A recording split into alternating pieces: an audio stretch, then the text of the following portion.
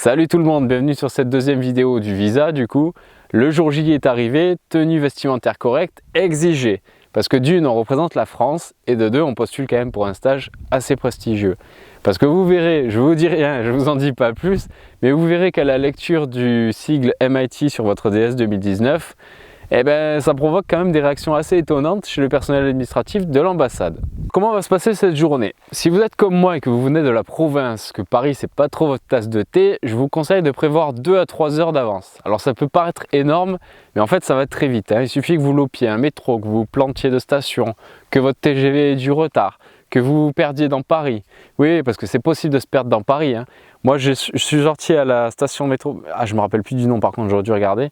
Mais je suis sorti à la station de métro qui est pile en face de l'ambassade. Et même comme ça, j'ai mis 1 heure à trouver l'ambassade, en me tournant en rond comme un guignol. Donc prévoyez bien 2-3 heures si vous ne connaissez pas. Je pense que c'est pas mal. Ensuite, il faudra vous présenter devant le premier poste de garde de l'ambassade. Donc venez 30 minutes à l'avance. Ne venez surtout pas avant parce qu'ils vous refouleront. Moi j'étais venu 1 heure, j'avais 1 heure et demie d'avance et il n'y a pas eu moyen de rentrer. À ce premier poste de garde, vous aurez droit à une fouille de votre sac et un passage au détecteur de métaux. Vous accéderez ensuite à un second poste de garde avec moi c'était une jeune fille qui vérifiait que j'étais bien inscrit sur une liste de rendez-vous, elle vérifiait l'heure, elle en a profité pour checker mon passeport et mon DS 160. Avant de m'envoyer vers un troisième poste de garde, donc dans ce troisième poste de garde, de nouveau une fouille du sac, un nouveau détecteur de métal et là on vous fait éteindre votre téléphone portable. Alors par contre attention parce que j'ai vu quelqu'un qui avait un ordinateur portable qui n'a pas pu rentrer. L'ordinateur portable est bloquant, vous ne pourrez même pas le laisser à l'entrée. Donc ne venez surtout pas avec un ordinateur portable parce que vous ne rentrerez pas dans l'ambassade. Vous ne pourrez pas y mettre un pied. Donc après, je ne sais pas si c'est la procédure habituelle. Moi, quand j'y suis allé, on était au plus haut niveau du plan Vigipirate en France. Du coup, ça peut peut-être justifier ces mesures un peu extrêmes. Mais je vous déconseille quand même de prendre le risque. De toute manière, votre ordinateur portable, vous ne pourrez pas l'utiliser, vous n'en aurez pas le temps. Vous serez soit en train de cavaler entre les métros, les RER et compagnie, soit en train de marcher en ville, soit dans l'ambassade. De toute manière, vous allez rusher de partout. Vous ne pourrez pas l'utiliser, votre ordinateur portable, ne le prenez pas, ça ne servira à rien. Après 10 minutes de queue, on arrive au 4e poste de contrôle qui est un petit bâtiment dédié avec porte anti-explosion qui sont d'ailleurs très lourdes à pousser. Moi j'étais assez surpris, je suis passé après, donc on m'a fait signe de rentrer parce qu'il y a une petite fenêtre, on vous fait signe de rentrer. Donc la porte était en train de se refermer et puis moi j'arrive franco pour rentrer quoi.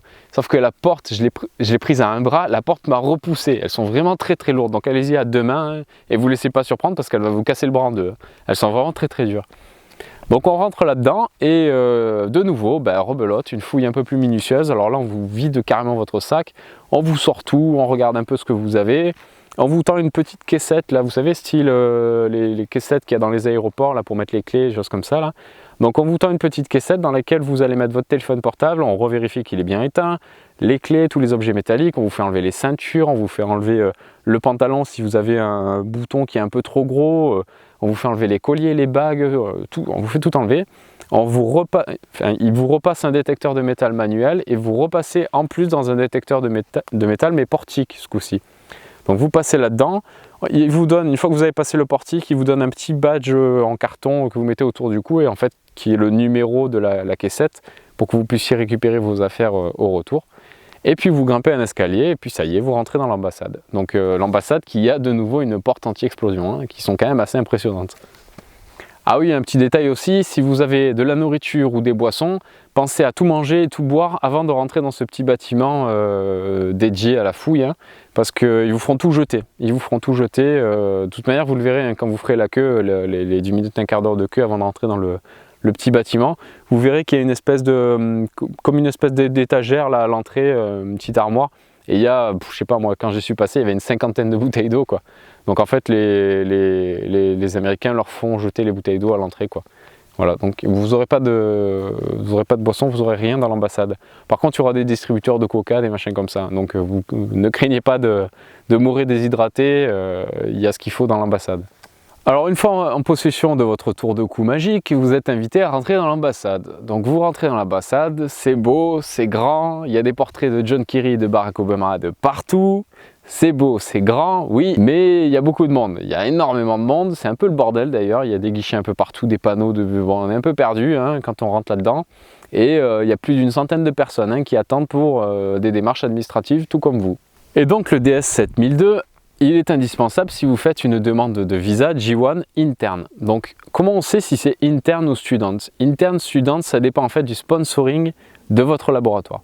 Donc le sponsoring, pour expliquer grossièrement, c'est un peu une entité américaine qui s'engage pour quelqu'un vis-à-vis de l'ambassade pour le faire venir sur le territoire américain. Donc c'est une entité américaine qui s'engage auprès des États-Unis, des autorités américaines, pour faire venir quelqu'un d'étranger sur le continent, le pays, quoi.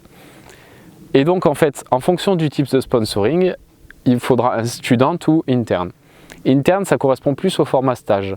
Student, ça va être plus pour quelqu'un qui vient valider un diplôme, faire une année de licence, un doctorat ou autre chose, quoi. Et donc si c'est comme moi, si vous êtes dans la même configuration que moi, eh ben, ce sera un visa classique, un visa J1 interne qui ne nécessite pas un DS 7002. En fait, le DS 7002, c'est simplement un papier supplémentaire qui encadre un peu plus les contours du stage. Donc avec les différents jalons, le nombre d'heures de travail, etc. C'est beaucoup plus cadré en fait. C'est une garantie pour la personne qui vient faire ce stage. Donc on arrive ensuite au poste de contrôle numéro 5, je sors tous mes différents papiers en stressant toujours un petit peu quand même pour le DS 7002 parce que je suis toujours pas rassuré. Et finalement, elle contrôle tous mes papiers, elles font un espèce de pliage l'un dans l'autre pour que ce soit beaucoup plus pratique pour les étapes suivantes. Et puis elles me disent que c'est bon, elles me donnent un numéro comme à la Sécu et elles me disent que je vais être appelé par les guichets 1 à 5. Alors j'ai toujours pas compris ce que ça voulait dire, hein. Bref, je m'avance et je vais dans la salle. On arrive alors dans une immense salle carrée avec sur 3 pans de mur les guichets de 1 à 20, avec pour chacun d'eux un afficheur numérique au-dessus. Au centre de la salle, il y avait à peu près, je sais pas, entre 100 et 200 chaises fixes, donc des sortes de bancs de chaises quoi, fixés au sol, et ils étaient à peu près tous pris. Donc je suis resté debout dans le fond de la salle avec un visu d'ensemble sur les 3 fameux pans de mur et les différents guichets, et mon numéro à la main. Donc j'ai pas attendu bien longtemps pour qu'un espèce de gros vigile plus large que ma taille et plus grand d'une tête de plus que moi s'approche de moi et me dise monsieur, ça va pas être possible, faut asseoir. Du coup moi je l'ai regardé, j'ai fait oui monsieur, et puis je suis vite parti chercher une chaise. Alors si j'ai bien un conseil à vous donner, ne vous asseyez surtout pas sur les premiers rangs, c'est-à-dire les rangs qui sont le plus proches d'un des pans de mur. Parce que sinon vous allez passer 1 heure à balayer la salle de droite à gauche en tournant la tête et je vous garantis que dans cette salle c'est insupportable. Parce que bien entendu les indications du poste de garde numéro 5 concernant les guichets 1 à 5 étaient fausses pour moi. Donc elles le seront probablement pour vous aussi. Après 10 minutes, mon numéro sort enfin. Donc je me lève, je me dis oh finalement c'était relativement court, c'est sympa, c'est cool, mais bon j'ai le stress qui monte un peu, hein. Donc j'arrive devant l'hôtesse et elle m'accueille en français, avec un bonjour français. Donc de façon générale, à l'ambassade, si on vous parle français, vous répondez en français. Si on vous parle en anglais, répondez en anglais. C'est un peu une règle non dite, j'ai l'impression, et ça a marché pour moi, ça a marché pour d'autres aussi là-bas, donc voilà. C'est intéressant de le savoir. Du coup, cette hôtesse me reçoit en français, c'est plus un entretien administratif qu'un vrai entretien, hein. Donc elle contrôle les papiers, et elle relève les empreintes de ma main droite et de ma main gauche. Ensuite, elle m'explique que je vais être rappelé avec le numéro que je possède déjà et que là, par contre, ce sera un véritable entretien. Donc, elle m'invite à aller m'asseoir. Alors, je retourne m'asseoir pour attendre le second entretien. 40 minutes plus tard, au bord de la crise d'épilepsie, parce que je vous jure que passer 40 minutes à tourner la tête de droite à gauche, j'en pouvais plus. En plus, il fait chaud, il y a des gens qui toussent, qui sont malades, il y a des gamins qui crient. Oh, j'en pouvais plus au bout des 40 minutes, c'était insupportable. Donc mon numéro sort, je me lève, je vais à ce fameux guichet et là j'ai trop de chance parce que je tombe sur une super américaine déjà mignonne, pas assez jeune quoi, et très dynamique, vraiment extra enthousiaste. Elle avait des écouteurs pour pouvoir mieux entendre ce que pouvait dire son interlocuteur, parce que chaque guichet il y a une vitre en fait devant, donc il faut parler un peu fort pour être entendu. Et là elle avait des écouteurs pour mieux entendre ce qui se disait, donc c'est super, il y avait une vraie communication, c'était intéressant, c'était pas des espèces d'incompréhension toutes les 3 secondes, c'était plutôt cool. Alors elle remplit frénétiquement mon dossier sur son ordinateur tout en posant des questions. Alors que vais-je faire aux États-Unis? Est-ce que j'y vais dans le cadre de la validation d'un diplôme, etc. Enfin plein de questions. Et j'ai à peine le temps de répondre qu'elle voit sur le DS 2019 MIT. Donc là, elle s'exclame, elle est hyper joyeuse. Oh, MIT, félicitations, machin. Et après, elle voit Media Lab. Alors là, Media Lab, elle explose littéralement. Elle dit Media Lab, punaise, félicitations et tout. Elle interpelle même son voisin pour lui dire regarde, il va au Media Lab et tout. Et son voisin vient me voir en américain. Puis il se congratule et tout. Puis moi, je savais pas trop comment réagir, quoi. Mais encore une fois, avec les Américains, c'est magique parce qu'ils vous surprennent en permanence. On n'a pas l'habitude de ce genre de réaction. Comment, en France, vous ne trouverez jamais des inconnus du personnel administratif qui va se réjouir pour vous. Ils en ont rien à cirer. Vous êtes le client numéro 154 de la journée. Voilà, on vous signe vos trucs et puis cassez-vous, quoi. Non, les Américains, vous êtes tout le temps surpris. Donc, c'est pas évident parce qu'on n'a pas l'habitude de gérer ce type de réaction et ce type d'émotion décuplée, quoi. Après, il paraît que les Américains, ils ont la réputation d'en rajouter énormément, de pas forcément être entier et vrai. Mais le fait est que ça vous renvoie une image quand même positive, quoi. Et on ne sait pas trop comment réagir face à autant de positivité, autant de sympathie, quoi. Donc c'était super. Alors là, du coup, je vois ce type de réaction, je me dis ouf, c'est bon, ça devrait passer, il ne devrait pas me bloquer pour mon visa parce que jusqu'à encore là maintenant, je flippais quand même, hein. Depuis le début, je suis toujours en flip qu'il y ait une étape qui devienne bloquante. Et là, je me dis ah bon, c'est bon. Donc là, je souffle un peu, je pose mon fardeau et je me dis bon, ça devrait être bon, là, il devrait me valider le visa, quoi. Donc son collègue repart, l'entretien continue, ça dure à peu près 10 minutes où elle me pose encore d'autres questions et elle me demande finalement qu'est-ce qui me fera revenir des États-Unis. Et moi j'ai dit tout simplement le passage de mon master, quoi, le passage de mon diplôme. Et donc elle me dit bon c'est bien, c'est cool, félicitations, elle me congratule, ça n'en finit plus mais c'est génial, quoi. Je sors de là hyper galvanisé, c'est super positif, quoi. Et donc elle me félicite, machin et compagnie, et puis elle me dit au revoir, quoi. Et moi je comprends pas, je lui dis mais moi, et mon passeport, vous me rendez pas mon passeport? Et là elle m'explique que non, en fait c'est très étonnant comme procédure, mais pour une demande de visa, il vous garde le passeport et il le renvoie par la poste avec le visa. Donc vous le recevez sous 3-4 jours après votre entretien. Donc je repars de là, content, et puis voilà, c'est une belle aventure qui s'achève, et une autre qui va commencer du coup. Ça y est, vous êtes hors de l'ambassade, vous êtes à Paris, posez votre fardeau, il fait gris, il y a des voitures, c'est le bordel, c'est bruyant, il doit sans doute même pleuvoir, mais c'est bon, maintenant vous avez tout validé, tout ce qui est administratif, toutes les complications sont terminées, vous êtes prêts, vous êtes accepté, vous partez au MIT maintenant, c'est sûr. Il faut juste que la poste ne pomme pas votre passeport. C'était très impressionnant pour moi cette demande de visa parce que j'en avais jamais fait auparavant. Qui plus est pour les États-Unis qui complique absolument tout. Mais au final, en fait, on paye le travail qu'on a fait en amont, le travail administratif qu'on a fait en amont. Donc c'est très important que vous ne négligiez pas les différentes étapes qu'on a préparées bien avant et tout devrait bien se passer, quoi. Alors pour ce qui est du pipi de la peur, vous avez à 2 km un McDonald's assez pourri d'ailleurs avec un chiotte en sous-sol qui est à rue d'Anglas. Voilà. Donc ça peut dépanner, hein, c'est intéressant de le savoir, même pour grignoter d'ailleurs, hein, casser la croûte à la fin. Et voilà, donc je vous souhaite encore une fois bon courage. Je vous souhaite également de moins stresser que moi parce que ça m'a vraiment bouffé moi pendant tous ces temps-là. C'était que des inconnus, du coup je savais pas où j'allais. Donc avec mon retour d'expérience, j'espère que ça passera mieux pour vous, que vous pourrez vous détendre un peu. De toute manière, si vous êtes carré dans la gestion de l'administratif, il n'y a pas de raison que vous ayez de problème derrière, quoi, hein. Voilà. Allez, je vous souhaite un bon courage. Je vous dis à bientôt. Je vous parlerai... Ah oui, j'ai failli oublier. Ne partez pas. Je vous ai fait une petite...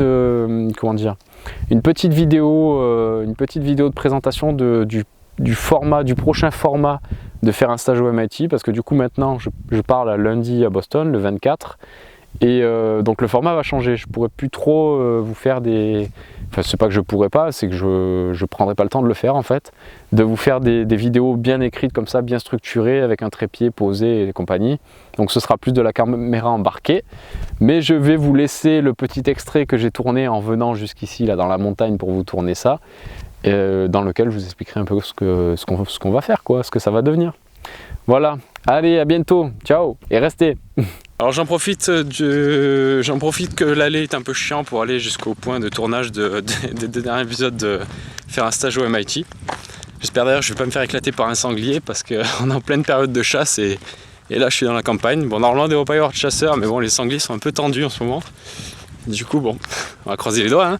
Si vous voyez la caméra tomber, vous aurez compris. Hein. Du coup, donc le nouveau format, comme j'étais en train de vous l'expliquer, eh ben, ce sera du caméra embarquée. Donc en fait, quand je serai aux États-Unis, putain, je suis à bout de souffle. Quand je serai aux États-Unis, je vous ferai visiter un peu tous les endroits que je pourrais voir. Je vous ferai des petits reportages comme ça avec caméra embarquée.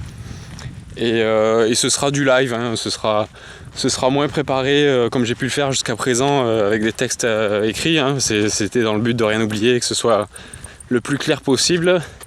Et ben là maintenant vous allez avoir du live, du direct, du discours décousu, un peu du grand n'importe quoi sûrement par moment, mais bon, on fera au mieux pour que ce soit le plus clair possible. Donc je vous ferai visiter Boston, hein. Vous allez tout découvrir en même temps que moi. Vous découvrirez les façades d'Harvard et du MIT en même temps que moi, des campus et tout. Je vous montrerai les trucs un peu aberrants, les trucs un peu dingues que je peux rencontrer. Et puis voilà, on fera un petit tour des États-Unis petit, hein, parce que j'ai pas un budget illimité. Donc on verra ce qu'on fera. En tout cas, je vous accompagnerai avec moi et je vous ferai des petits reportages comme ça. Il y aura encore quelques vidéos structurées. Hein. Je pense que je vous ferai un topo sur les travaux que je ferai là-bas, sur le sujet de mon stage, les difficultés, etc., etc. Il y aura quelques vidéos structurées.